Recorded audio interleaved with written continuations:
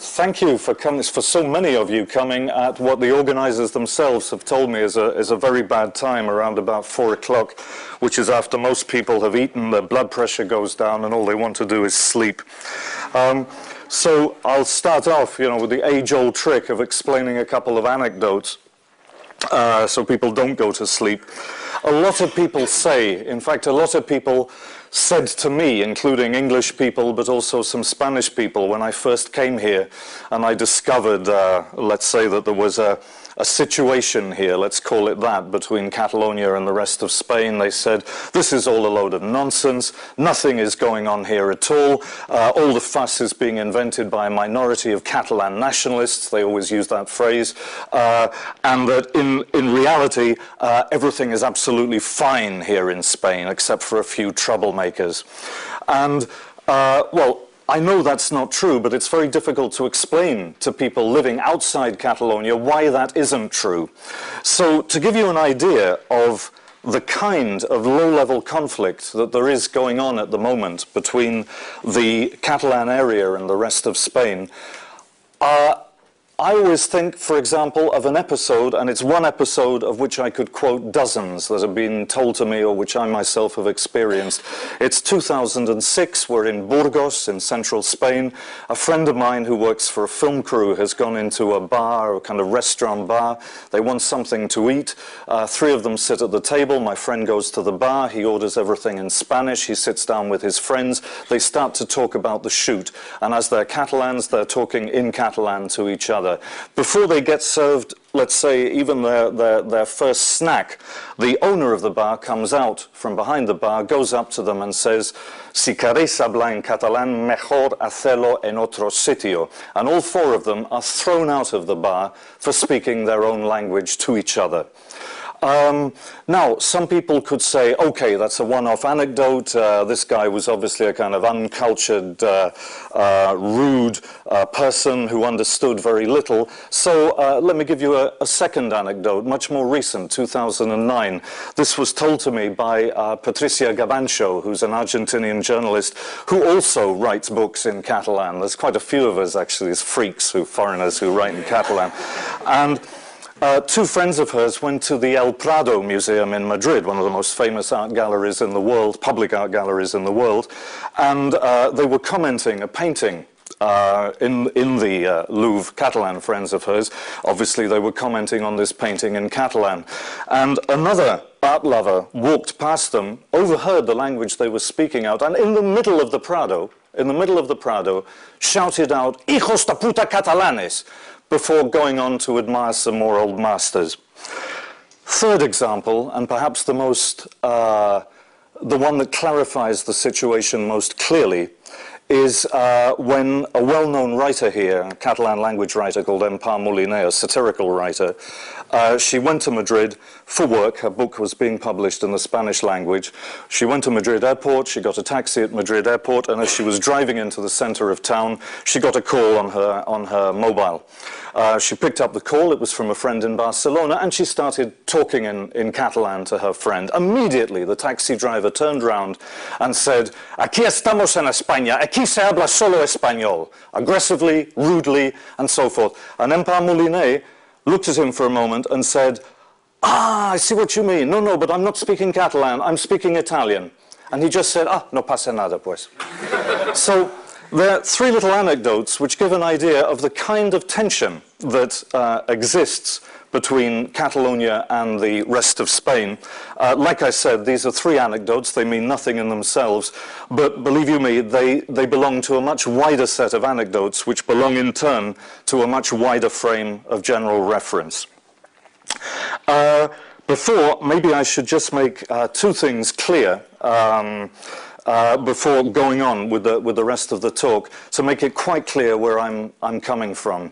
2 things. I've lived here for 26 years. I don't have the right to vote.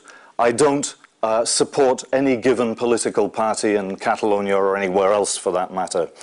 But in 26 years of living in Barcelona all year round, I have never once, not for an hour, not for a second, ever had the feeling, the perception, the personal sensation that I have been living in Spain.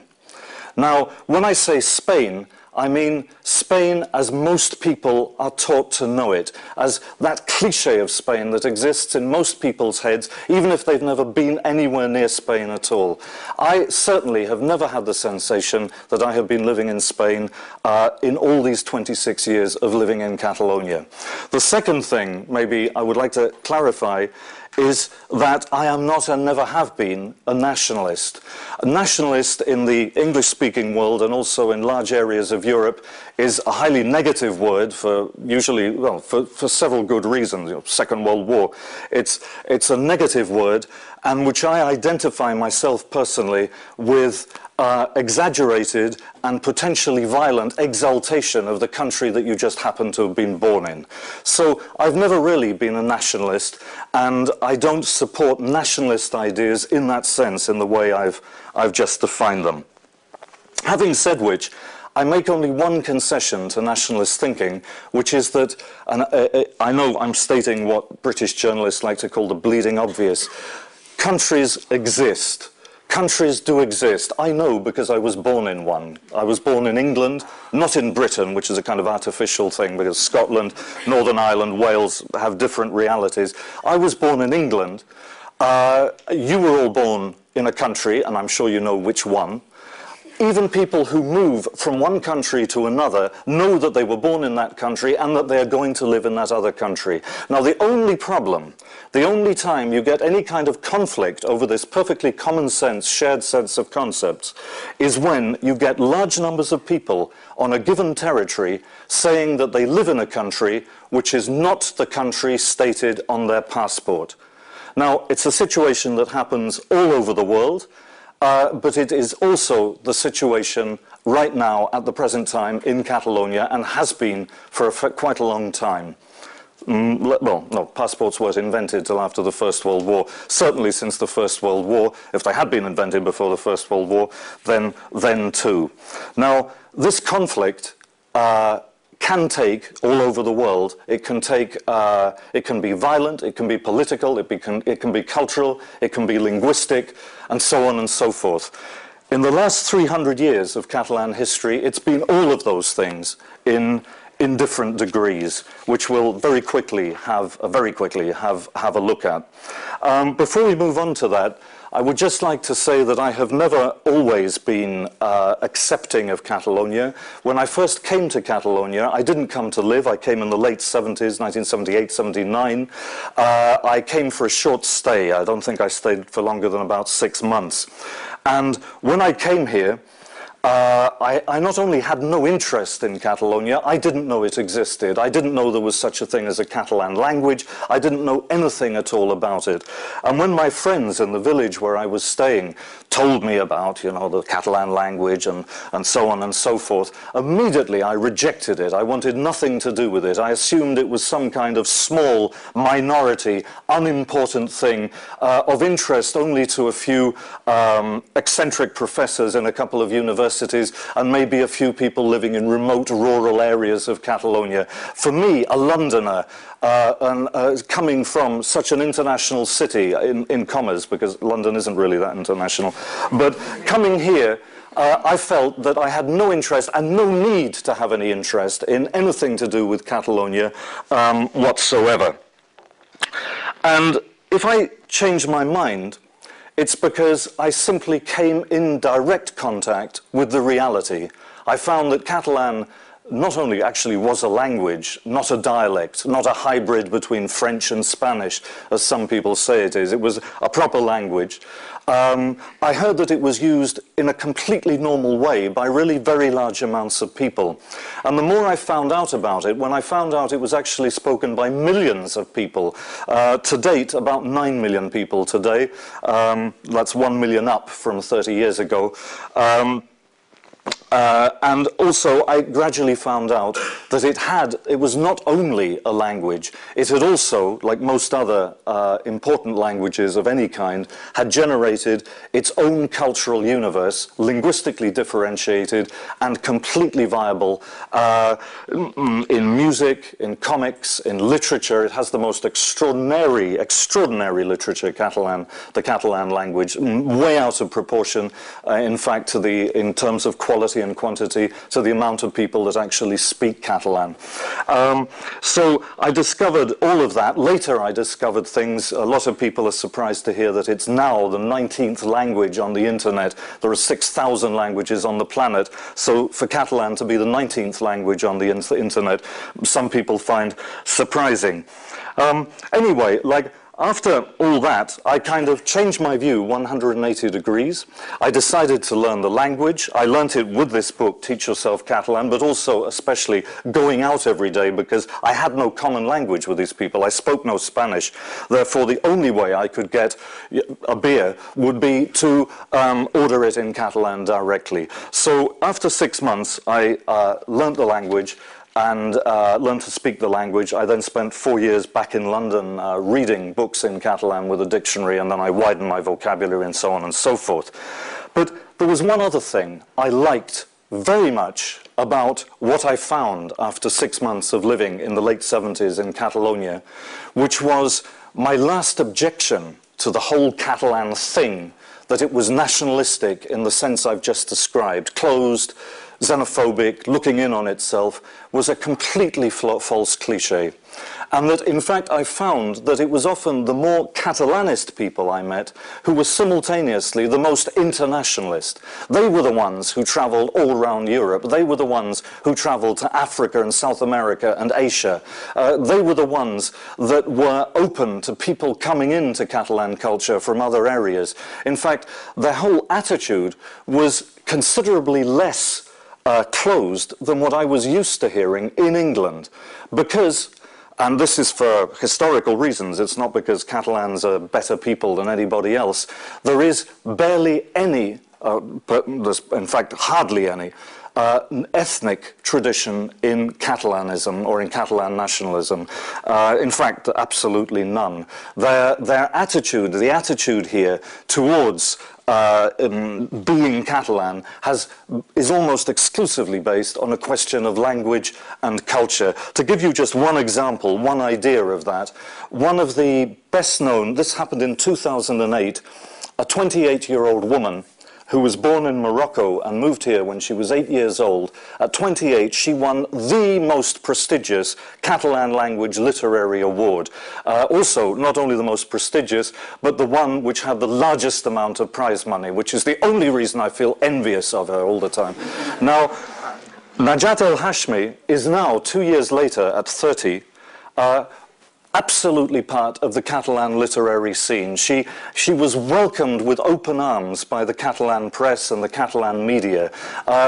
In fact, they almost said, what we want are more people like this. We want more people coming on board, because the more people that come on board, the more interesting and the more dynamic our culture is going to be. So that would be, I mean, this compared to the English attitude in the 1970s is complete, you know, the English attitude at that time was still sort of, oh, well, you know, things were much better in the 50s when we were all white.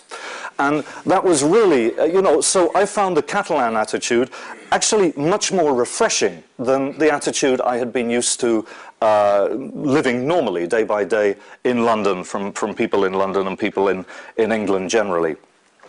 But of course, the question came up as to how did things get to be this way? Like, why was Catalonia like this? And why had I, who thought of myself as this incredibly well-informed guy, I was 19 years old and married, and I thought that I knew all I had to know about things in Europe. And here was an entire cultural universe on my own doorstep that I knew absolutely nothing about. So over these 6 months back in the 1970s, I started piecing together to give myself a kind of image of how things had got that way. And I found, and I'm just going to give you now the whole of Catalan history in about 7 or 8 minutes. what I found was that I had been taught that in the peninsula, in the 10th century, it was conquered by the Portuguese and the Castilians. The Portuguese came down the west side of the strip of the peninsula, the Iberian Peninsula, from what's now Galicia, and they created Portugal. And the Castilians came down from what is now Asturias, came down the central strip of the peninsula and created what is now Spain. Nobody had ever bothered to explain to me that on the eastern strip of the Iberian Peninsula, another bunch of people had come fighting their way down, reclaiming land for Christendom and themselves, mainly themselves. And they had come down the eastern strip, had taken Catalonia, the Valencian area down to Alicante, and the Balearic Islands, and that this formed, in fact, the third wave of the reconquest, and yet it had remained completely hidden from the schoolbook or schoolboy version of history that I had been taught. Okay, then I realized that I'd never been told about any of this, because I was taught what anybody who is taught any history of Spain is taught, which is that Spanish history only really begins, and I always forget that exact date, always begins in 1469, which is when Isabel the Catholic marries Ferdinand of Aragon. Now, what I didn't know, because nobody told me, was that Spain was not unified in the least when these two people got married. It was a dynastic marriage. Ferdinand of Aragon was the Count of Barcelona. He was actually more important as the Count of Barcelona than he was as the King of Aragon. And that the two areas which were under their control maintained their own language, their own currency, their own laws, their own customs, their own cuisine, and they even maintained tariff customs duties between the borders between the two areas. So that this myth of the 500 years of Spain being one country was exactly that, a historical myth propagated by centralist and unionist Spanish politicians. What happened after that? Moving towards the 18th century, it's like a weatherman, moving towards the 18th century, all over Europe there was a process of nation-state building, and the Castilians, being the most powerful single group in the Iberian Peninsula at that time, were no strangers to this concept, and they too began what was for them a perfectly normal process of nation-state building. And they had only one problem, of course, which were the people who did not want to be involved. The Portuguese, on the one hand, they got away after a war, and the Catalans on the other. The Castilians supported, this all came to a head, a nasty head, at the very beginning of the 18th century, when the Castilians opted for a centralist king. The Catalans opted for a more, what we would now call a king who believed in some kind of federalism. The Bourbons on the one hand, the Habsburgs on the other. There was a war that lasted several years. It ended with the siege of Barcelona. The siege lasted 2 years. The allies of the Catalans, including the English, abandoned them completely to their fate. And the Spanish troops, the Castilian troops, aided by French troops, entered Barcelona, as you probably know, on 11th of September, 1714, which is why last Saturday lots of people were having demonstrations in Barcelona. It was the Catalan National Day, which celebrates the defeat of the country and the loss of all its freedoms. Now, from the 18th century through to the 19th century, we have a completely different situation now in Spain. Catalonia has been brought into the Spanish state by force. It's worth remembering it has never voluntarily joined the Spanish state. And the Spaniards, the Castilians, let's be precise, found them more and more and more irritating, because the Catalans insisted on retaining their own language, insisted on retaining their own laws, despite all the decrees against it. So over the 19th century, over the whole of that 100-year period, the Castilians launched law after law after law, decree after decree after decree, to try and oblige the Catalans to be Spaniards. To give you just a couple of brief examples of what this actually meant, if I can only find page 4, there we go.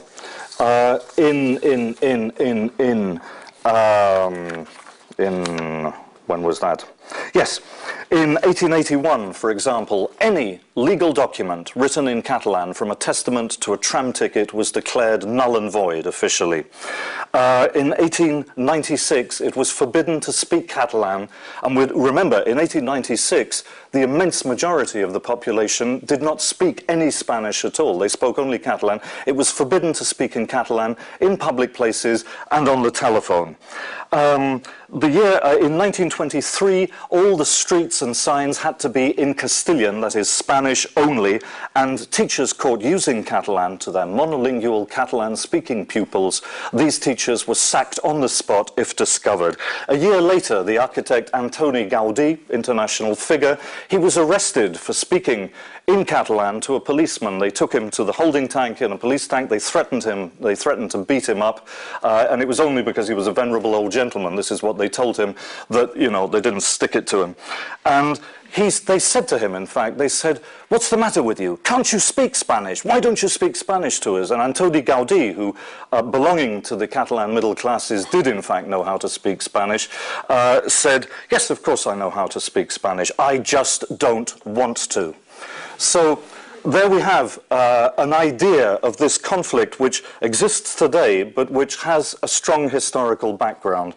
Perhaps one of the most telling quotes comes from 1907 from a Spanish military newspaper, which goes, "Catalonia must be Castilianized. People there must talk Spanish, think in Spanish, and behave like Spaniards, whether they wish to or not." Now, in a nutshell, that is still the attitude of some very powerful people working in the Spanish centralized media and Spanish centralized government on both left and right, which is why we still have a problem today.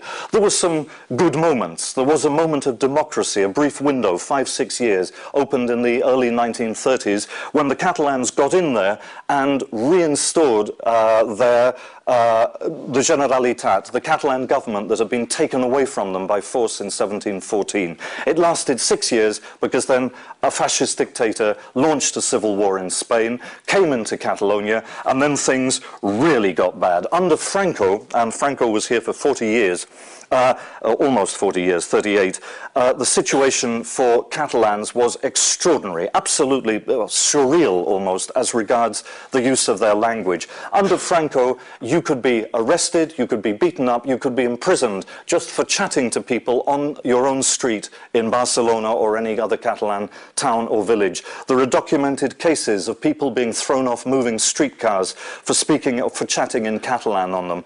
And perhaps the case that for me made it so clear as to what it meant to be a Catalan speaker under a fascist dictatorship was explained to me by a man I was buying a table from a few years ago. He was, in 1966, he was 8 years old. He lived in a village at that time, not in Barcelona. He was told by his parents to take a little document to the town council, just a little errand that he had to run for his parents.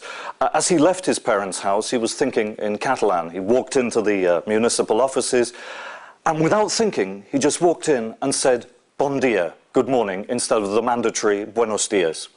The functionary stepped out from behind his desk and slapped this 8-year-old boy so hard he fell straight on his ass. And this is in the middle of the swinging 60s in Europe. So I tried to imagine what it would have been like for me to be 8 years old, if I almost was 8 years old in 1966, and go in to the local borough council and say good morning and get slapped around the head for it. And only when you imagine that, if you can get that into your heads, then you can understand what Catalans put up with for 40 years in the 20th century, and why there is still a big conflict here between Catalonia and the rest of Spain. Well, when Franco died, and he took his time, he died in the 1975, he popped his clogs, and after that, the Spanish government knew it had to show democratic credentials to the rest of the world, and it knew that showing these democratic credentials meant restoring and reinstituting some of the institutions, democratic institutions, that had existed in that brief democratic window before the Franco dictatorship in the early 1930s. Now, one of the most important of these was the Catalan government and the Catalan Statute of Autonomy. Now, the terrible thing was, at the time, that apart from the fact that most of Spain was against the restoration of this, was the military. The military was still obsessed, many of them still are, with the idea of a completely unified and uniform Spain. Anything that moves out of that, that could even make it look as if Spain was not one single unified chunk of earth, they immediately started making, well, they started, you know, waving sabers around. So, what the government decided to do is put in place what is currently the political situation or the political structure in Spain. They decided, they came up with this idea that as we can't just give autonomy only to the Catalans and the Basques, who were the ones who had it before Franco, we're going to give autonomy to absolutely everybody. We're going to give not 2 autonomous governments and 2 statutes of autonomy. We're going to give 17 of these things, including to regions of Spain which not only never asked for one, they would never even have dreamed of asking for one. And there they were. Suddenly they had their own autonomous government and their own statute of autonomy. 17 of them. Now, the thinking behind that was that if you have 17 autonomous governments, when the Catalans and the Basques start making their claims for more autonomy, they're going to have a limit on those claims, because otherwise it's going to make the others look bad. So, in other words, everything gets watered down, and that solves the whole problem. The King of Spain is on record of being so happy with this situation that he actually, you know, he opened a bottle of champagne with the then President of Spain, Adolfo Suarez, because he thought this was such a brilliant solution to the Catalan and Basque problem. Okay, so for the last 30 years, that's what we've had in Catalonia and what we've had in the whole of Spain in general, these 17 autonomies.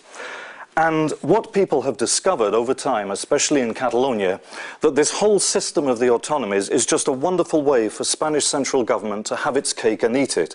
Because even the areas that they give control to of the Catalan government, if the Catalan government does something that they don't like, they just put in a decree and try and change it immediately from central government.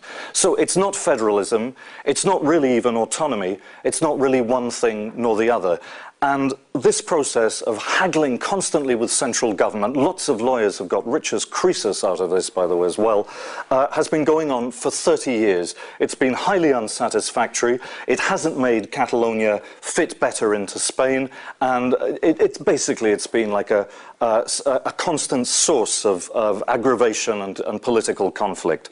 So, in order to solve this problem, and now we're getting right up to the present and why there are more people who want independence for Catalonia now than ever in its history, is that the Catalans decided in 2005, the political parties got together and decided to draw up a new statute of autonomy, a serious one that would make Catalonia almost a semi-federal state within Spain, more or less the status which the Basque Country enjoys at the moment. Now, they drew that up. It was approved in the Catalan Parliament 2006 by over 90% majority of the people of the deputies, and it was then sent to the Spanish Parliament. And even in the Spanish Parliament, after a couple of tweaks, it was also approved and became law. And everyone thought, thank Christ for that. The Catalans finally can fit into Spain happily, and we all know where we are, and we'll accept that Spain is a multilingual, multicultural, multinational reality. And then the right-wing Partido Popular took the law and said, no, no, no, no, no, and they sent it to something called the Constitutional Court, saying it was unconstitutional. The Constitutional Court is made up of about, I think it's 12 judges who are not precisely known for their political impartiality. They are highly politicized judges. What did they do? They took this law that would have solved everything in theory, they sat on it for 4 years, and then they released a decree which saying, we do not accept some of the most important, some of the most key clauses in the Catalan Statute of Autonomy, with the result that this new Statute of Autonomy was worse in some respects than the post-Franco one, and worse in some respects even than the pre-Franco Statute of Autonomy in 1931. So the Catalans reacted. And they reacted in many different ways. One thing they started doing since the end of 2009 was they started organizing ballots, unofficial ballots, for independence. They started in one small village up the coast of the north of Barcelona, and this has now taken place over 200 towns, cities and villages around Catalonia. Anyone on the municipal register can vote in these unofficial ballots. Special attention was paid to the new communities coming in from South America, Africa and North Africa and Eastern Europe to encourage them to vote, yes or no, that was obviously up to them, but to vote and to participate, because most Catalans have a very clear idea that they do not doubt that the future of their country includes very much these new communities within it, and that without these new communities on side, they won't be able to, no one will be able to do anything. So these went through. Again, they're still going on, by the way. The final ballot will be in Barcelona in 2011, April 2011. That's one thing they did. Another thing they did was have a huge demonstration just after the judges had made their vote. 10th of July of this year, 1.5 million people went on the streets of Barcelona. That's not only the biggest demonstration in the history of the city, it's also the biggest demonstration in the whole of Europe since the VE Day celebrations in Paris. As far as I know, no one took a blind bit of notice of that. 50 cities and villages around Catalonia even went a stage further and declared they were no longer morally bound by the Spanish Constitution, and that in the future they would act outside of the Spanish Constitution if they felt it necessary. And finally, we have the emergence of two more political parties that are independentist. And to give you a small quote from the Vanguardia, which is a Catalan newspaper, which is conservative and unionist. And in July of this year, they ran a survey, and the question was, if you could vote for Catalan independence in a referendum, a serious referendum, what would you vote? 47% said they would vote yes, 36% said they would vote no. What the survey didn't say was that of those 36%, the majority want a federal status, or at least a lot more autonomy for Catalonia. But having explained all this, for me personally, living here, what I find the most dangerous thing in all this, and the reason, in fact, why I too would vote for independence, given half a chance, is this hatred, these flecks of hatred being spat at us from the rest of Spain. These anecdotes that I've explained, I'm quite sure are to do with the work of a minority section of the Spanish population. But without any doubt, and I quote a recent Catalan historian on this, Josep Maria Soler Sabater, the attitude in general in Spain, and this is almost, this has been investigated, is, and this is his quote, he said, it's a little bit like the attitude towards Jewish people in Austria before the Second World War. You couldn't really be a good Austrian and defend the Jews before the Second World War. And in the whole of Spain now, the attitude is a bit like that. You can't really say anything good about the Catalans and be considered a good Spaniard. This is the kind of attitude that has been generated over decades and decades and decades, as we have seen, of political and media manipulation. Now that is an extremely dangerous situation to be in. If Catalonia is left alone, defenseless, so to speak, that could turn into a much nastier situation. I've mentioned 3 anecdotes which really only involve a few people being sent out of a bar for being Catalans and other people being insulted or told not to speak Catalan and so on and so forth. But I have also heard nastier anecdotes. I've heard groups of teenagers going to Madrid on school trips who've been threatened with violence for speaking to Catalan to each other on the metro, for example. I've heard directly from the horse's mouth, so to speak, of a Catalan taxi driver who went to visit with his obvious Barcelona taxi to Saragossa. His friends in Saragossa told him to take the taxi away out of sight because otherwise it would be trashed if people saw a Catalan taxi on the streets of Saragossa. And this is the kind of ambience now which is existing, so that many Catalans, even myself, I speak Catalan to my kids on the street. At home I speak to them in this language. But on the street, I speak to them in Catalan. So I haven't been to Spain, in fact, for a couple of years. But if I were to go to Spain with my kids, I would not necessarily be insulted, turned out of a bar, shortchanged, etc., etc., etc. But I know that it might happen. They might hear us speaking in Catalan and tell us, and something unpleasant might happen. I know it's a possibility. So for that reason, I feel much freer travelling from Catalonia to Portugal, or Catalonia to England, or Catalonia to Holland, or Catalonia to Germany, than I do travelling from Catalonia to Spain. In fact, my personal perception is that when I move from Catalonia to Spain, Spain really is another country. I have exactly the same sensation. I'm not talking about political ideas. It's a personal sensation again. It's like when I move from Spain to Portugal, or when I move from England to Scotland. You are in another country when you go from Catalonia to Spain. So, if Spain is another country, I reason, why shouldn't Catalonia be allowed to be one too? Is that 40 minutes? Okay, good, that's it. That's about it then. That's fine. If there are any questions, please go ahead. When you first came here, you said that you immediately learned Catalan. Why didn't you learn Spanish first, or why did you immediately switch to Catalan? Because most of my friends spoke Catalan. What was the question? Sorry, the question was, when I came here for the first time, why did I learn Catalan first and not Spanish? Most of my friends spoke in Catalan, and I had an example there of another foreigner who had only learnt Spanish.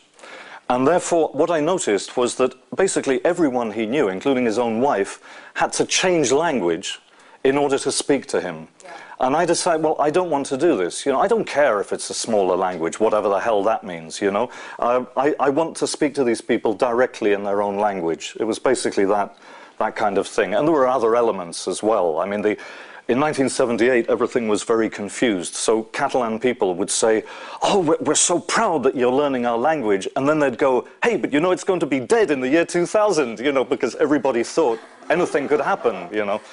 And the other thing was, and maybe that perhaps clinched it for me, the only Catalan who really wanted me to learn Spanish, and I know this is unfair to Spanish speakers because he was not representative of, in fact he was a native Catalan speaker himself, but he was a member of Fuerza Nueva, which at the time was the local fascist party, you know. He had brill-creamed hair, he went around with a big Spanish flag in a car, he carried a gun, and I thought, now this is the only guy, you know, who really wants me to learn Spanish first, so that helped as well. Well, I'm from Puerto Rico, so I see a lot of similarities with the case, even though our case is a bit different and things. But one of our major problems is that we depend so much economically from the United States, and we're kind of like this glorified colony. Then what would be like your personal opinion regarding, like, could like Barcelona sustain itself without that help from Spain? Like, realistically speaking, is it like so well off that it's its own thing that it can totally sustain itself without that help already? It's funny you should, because Puerto Rico, the linguistic situation in Puerto Rico is quoted again and again and again by Catalan writers and journalists. It's a totally different culture. Like when you're there, I don't consider myself American, even if I have right. an American passport. So it's like, yeah. you know, the whole, hardly nobody speaks English unless if you work in the tourist company or you want to study in the States or something like that. So it's like... Okay, or you come from London. Okay, no, in fact, here it's almost the other way round. I don't want to get into the economic stuff, but Catalonia is the highest tax region in the whole of Europe at the moment. I've seen the figures. I mean, the next one is Bavaria. By being highest taxed, I mean that 10%, little less than 10%, of the GNP goes out and hardly anything comes back. That's year after year after year. In Bavaria, for example, which is the richest autonomous and federal state in Germany and in much of Europe, it's 4%. So the problem would be, could Spain get by without Catalonia? That would be the question, which is, is one of the problems for them becoming independent. You had said something about how the relationship between Spain and Catalonia is kind of like is it, I guess, England and Scotland. Is that analogous? Like, would you compare it to that? Well, only Can you talk about because it's still, you know, like when English people come over here and stuff and they go, yeah, what's all this Catalan business then? And I say, look, Catalonia is like Scotland on the sea, on the Mediterranean. And then, okay, that helps to get over the, you know, because in Britain, as you know, and this has been going on for about 10, 15 years, people talk about the British countries, you know, Scotland, etc. So that immediately kind of breaks the mold, if you like, for English-speaking people. But from then on, all the differences, there's loads of differences. I mean, in Scotland, they have another language, but it's spoken by about not more than 10,000 people, etc., etc., etc. You know, it's a different situation. But yeah, that would be it's a parallel that you can use to explain the situation to at least to British people. Yeah.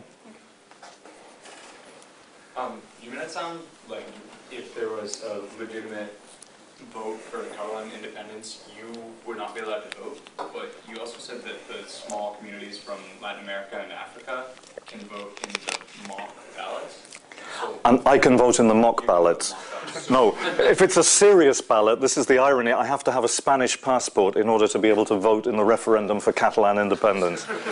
But no, and I will, when, as a Catalan citizen, I'm registered in, as a Barcelona citizen, I'm registered, I'm on the Barcelona municipal register and stuff. So when April the 11th, 2011 rolls around, I'll vote, you know, I can vote and I will vote.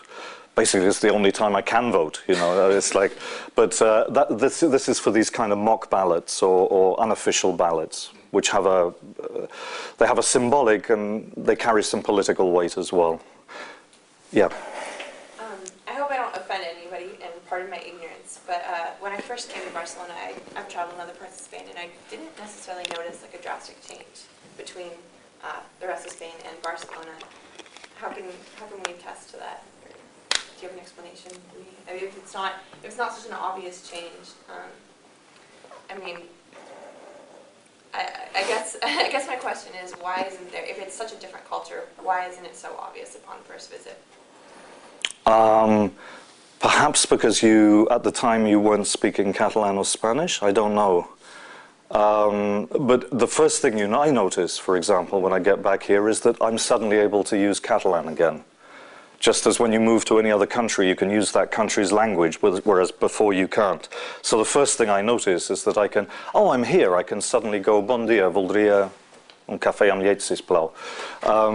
Besides the language differences? Besides the language differences, yeah, I mean, everything. I would have said the geography, the type of architecture, the buildings. When you get to live here for a long time, you notice also the social structure is different, and that's reflected in the layout of the towns and villages, because Catalonia never really had a feudal system. So, you know, it has a completely different social structure. And, for me, it's just obvious. But no, hey, on the first time I went there, like I said, I didn't know, you know, where I was. I didn't know what it was. I probably wouldn't have noticed anything myself the first time around. But then if you didn't have the frontier posts, would you really notice traveling from Spain to Portugal? You know? I mean, just on the first time, you know, if there were absolutely no border marks at all, kind of thing. There was one, sorry. Are you concerned that, like, any of these votes or various demonstrations will be nothing more than symbolic representations of desires for freedom rather than actually instituting change? Because I know a lot of marginalized groups have this fear that they're going to continually ask for things and demonstrate and never get anything in return. Hence the reason why ETA resorts to terrorist attacks. So are you afraid that, like, you know, Catalunya will just continue to ask for things and never really be taken seriously? Well, for example, to deal with the terrorist thing first, there was a kind of Catalan ETA for a while. For about 15 years it lasted, mainly throughout. It was most active in the 1980s. It was, even then, the violence was symbolic, you know. It was to do with kind of blowing up statues or blowing up Spanish government offices and stuff when there was nobody in them. They killed one person by accident. They killed a lot more of themselves because they didn't know how to make the bombs properly and stuff. And the thing is, it was completely rejected by the immense majority of Catalan people. So that didn't work. So the idea, what has happened with these unofficial ballots, the first one was interesting because there you have this tiny village, Arenys de Munt it's called, organizing this tiny little ballot, and the Spanish government gets so upset that they try to ban it. And then they try to postpone it. And then the Falange, the remainder of Franco's fascist paramilitary party, they turn up to the place. And this becomes international news. And the Spanish government starts getting so nervous. I mean, it's almost like Asterix, you know, I mean, this tiny little town. That then they changed their strategy completely, and their attitude was to put out a lot of propaganda belittling and saying that none of this mattered and all the rest of it. But I have seen the people who are involved in these activities, because when I go and, you know, if I present a book, I travel around quite a lot, and you end up talking to the people organizing these ballots and so on and so forth. And just the enthusiasm and the the energy they're putting into this. You're talking about volunteers all across the board. Many of these volunteers have problems with their own city council, whose political party doesn't want the ballot to take place. And they just go on and on and on and put in an enormous amount of work. And when you just see that atmosphere of kind of positive energy, if you like, all these people doing all this stuff, it makes you realize that this is not just purely symbolic, that it's actually to do with people on the ground organizing themselves, getting to know each other, finding out who shares a similar idea, and so on and so forth. So that in itself means there's now a whole network of organized groups that do not belong to any particular political party, and that in itself is quite important.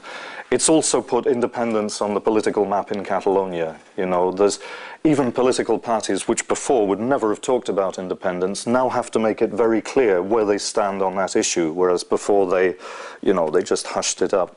Does that? And there was one more. Well, I guess my question is more just, even if there is a vote for independence, what is the next step to get Spain to agree to it? Despite, I mean, short of like an armed conflict or some sort of international conflict, because if Spain never agrees to let Catalunya go independent, even if they vote for independence, it seems like it's all for naught. No, there have been books that describing a kind of politico-fictional possibility. You know, what would happen? Personally, I think the most likely thing is that when independence becomes a majority issue in the Catalan Parliament, there will be probably, maybe even within a very few years, a unilateral declaration of independence on the part of the Catalan Parliament. By then they will have made contact with Brussels, because there is no question of Catalonia remaining outside of the European Union. The European Union has mechanisms on its in its documents for this kind of case. And my own guess is that one country before Catalonia is going to have to take the step, like Flanders or Scotland.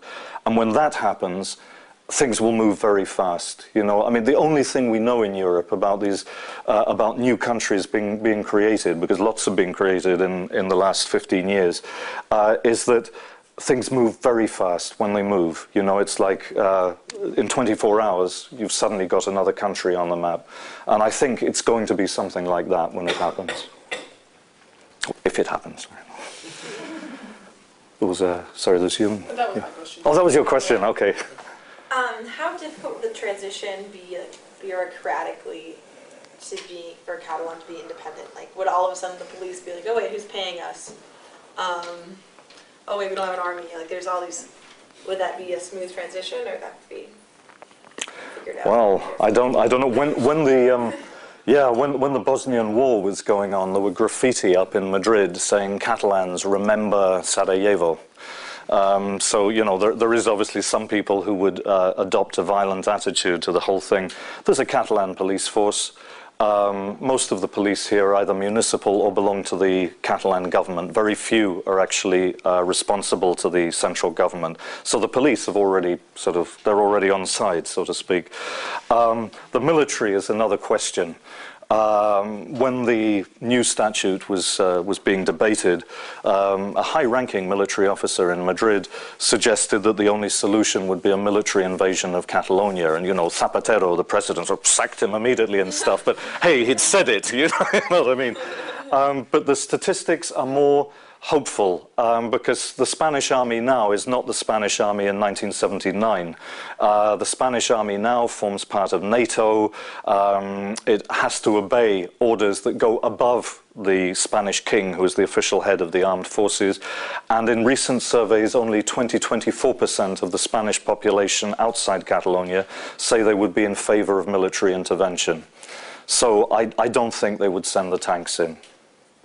But you never know.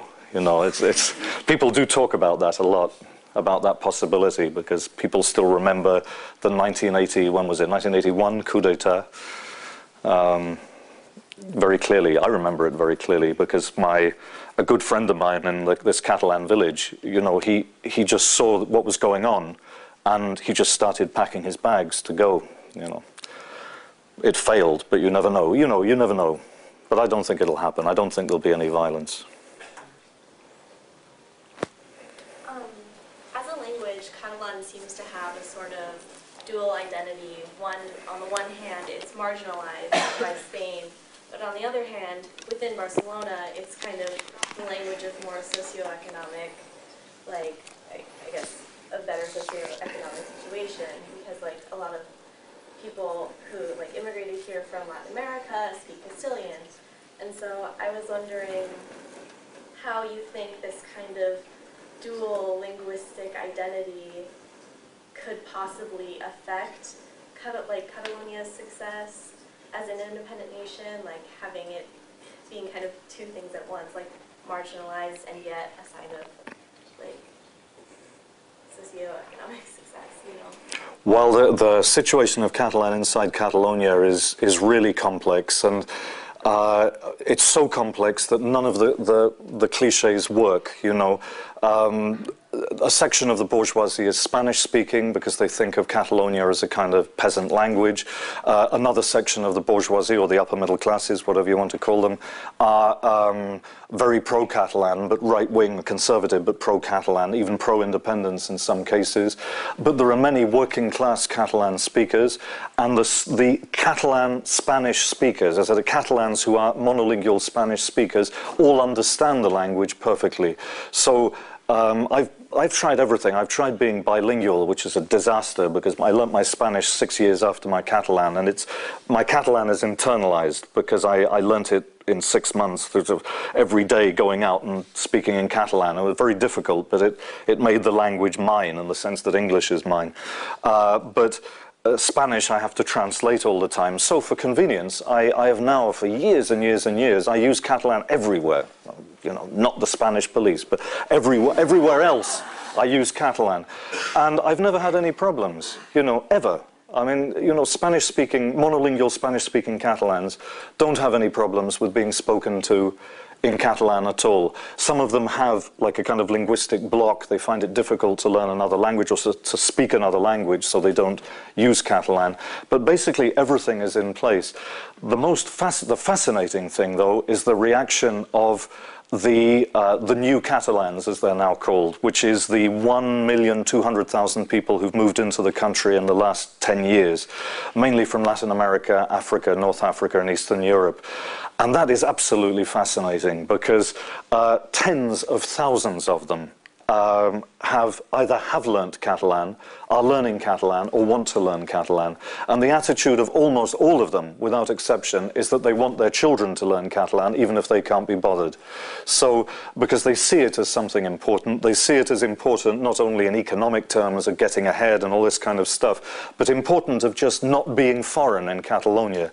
And in my own circle of friends, for example, just off the top of my head, and I'm going to miss a few, but there's a Tanzanian woman, 3 Dutch people, a German guy, several Moroccan people, a Peruvian. Well, I know quite a lot. We all speak Catalan. Even when we don't have a native Catalan on the horizon, we speak to Catalan between ourselves, you know. It's our lingua franca, and that is a perfectly normal situation. You know, there are other situations, but it's very normal. So all that is kind of interesting, and my guess is that if it became an independent country, people would just say, oh, well, now it's serious, you know, so the ones that didn't want to learn Catalan would then go ahead and do it.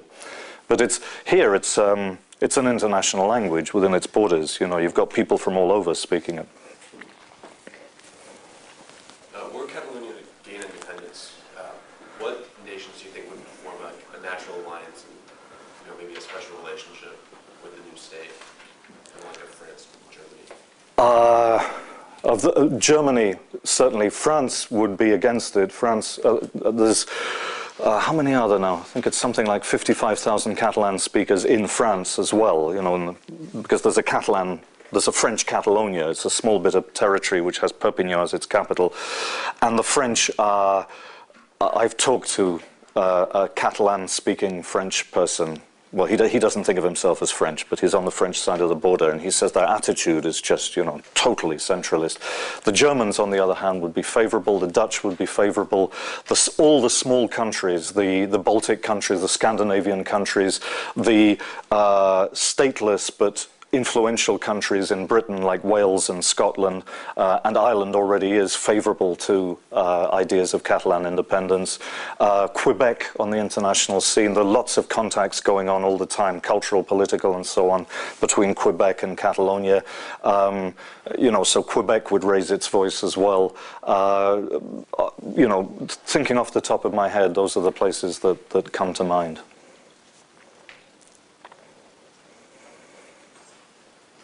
Yeah, sorry. Talking about the figures, I think it was from July of this year, saying that 47% versus 36. And I think one of our professors here actually said that on one of the more recent surveys, it said that there was a 7-point switch, where it went from 47 to 40, 36 to 43. And I was just wondering, are those fluctuations normal, or is it something to the point where you could say, like, I don't know what else has really been happening over the past couple months other than Spain winning the World Cup. You see? Could that explain the difference? I mean, do Catalan citizens kind of think, all right, well, maybe we do have something here, maybe this is a point of unification? Because of the World Cup? Yeah. No. Do you guys even celebrate it here, like we won, or is it like, all right, Spain won?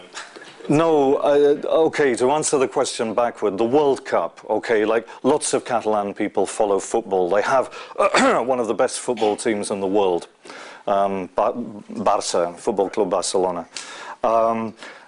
And a lot of their players were in the World Cup team. A lot of Barça players were in the World Cup team. So I don't follow football very much, but a friend of mine who does very much said it was an English friend said it was fascinating listening to Catalunya Radio, which is the Catalan public majority radio station, because, you know, they knew that a lot of their listeners were not very pro-Spanish, but they weren't anti the Spanish team winning. So what they did on their broadcasts was sort of emphasize that most of the goals were scored by Barça players. You know, it's like a whole thing like that. But the nasty thing was that when they actually won the World Cup, and this is something, there were incidents all over Catalonia, particularly in Barcelona and Mataró, where we're talking about a very small minority, but you're talking about those people within Catalonia, normally young people who support Real Madrid, who politically are very pro-unionist, very pro-Spanish and very anti-Catalan, and usually with an extreme right-wing attitude. They did things like they wrapped themselves up in Spanish flags and gave fascist salutes outside Catalunya Radio. They walked around the streets of Mataró, this town up the coast where my friend lives, giving fascist salute and screaming putos catalanes. So, you know, this was the reaction of the hardcore Spanish squad fans in Catalonia was, instead of sort of saying, hey, we're all one, it was like, you know, fuck you, Catalans, you know, it's, we Spaniards have been better than you, you know, this kind of, you know, the fact that it was Catalans scoring the goals didn't make any difference to them at all. You know, it was Spain had won, and that was all that mattered to them. And that created a lot of Catalans who were quite happy that Spain had won the World Cup, kind of had second thoughts, you know, when these incidents started taking place. So are those, I guess, getting back to the actual numbers, does that just happen? No, it's politics. Because the Vanguardia, which, as I made a point of quoting a Vanguardia statistic in July, because it's, like I said, it's a conservative and unionist, that is, anti-independence newspaper, and they quoted this majority figure in July, and then mysteriously they suddenly decide they've, you know, another figure, and, you know, how do they get their figures, all the rest of it kind of stuff. It really depends on which newspaper you read or which TV station you look at. You'll get different things. What is true is that the amount of people wanting independence has never been as great as it has up till now. Yeah.